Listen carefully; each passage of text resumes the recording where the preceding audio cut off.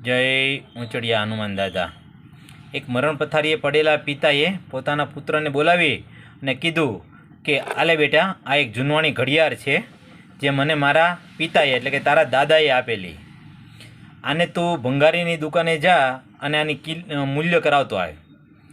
એટલે છોકરો ભંગારીની દુકાને ગયો અને પૂછ્યું કે આના કેટલા રૂપિયા આવે, તો એને કીધું કે આના 1000 રૂપિયા આવે। છોકરો પાછો આવ્યો, પિતાને કીધું કે પિતા, ભંગારીએ આના 1000 રૂપિયા કીધા। પિતાએ કીધું કે હવે આની આ ઘડિયાળ તું લઈ અને સોનીની દુકાને જા। એટલે છોકરો જે છે ઘડિયાળ લઈને સોનીની દુકાને ગયો અને કીધું કે ભાઈ આના કેટલા રૂપિયા આવે।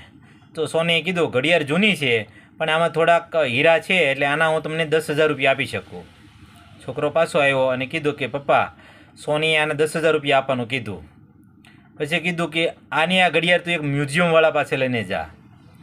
તો એ ઘડિયાળ લઈ અને એક મ્યુઝિયમવાળા પાસે જઈને ગયો તો મ્યુઝિયમવાળાએ કીધું, ઓ આ તો બહુ રેર પીસ છે, અમારા કલેક્શનમાં અમે આને મૂકવા માટે માગીએ છીએ, આના હું તમને 4 કરોડ રૂપિયા આપું, તમે મને આપો પ્લીઝ।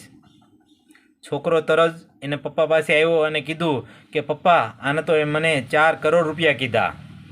તો ત્યારે એના પિતાએ કીધું કે બેટા, વસ્તુ કોઈ પણ હોય, સાચી જગ્યા સાચી વસ્તુની કિંમત કરી શકે, હર કોઈ વસ્તુ હર કોઈની કિંમત નથી કરી શકતા। વસ્તુ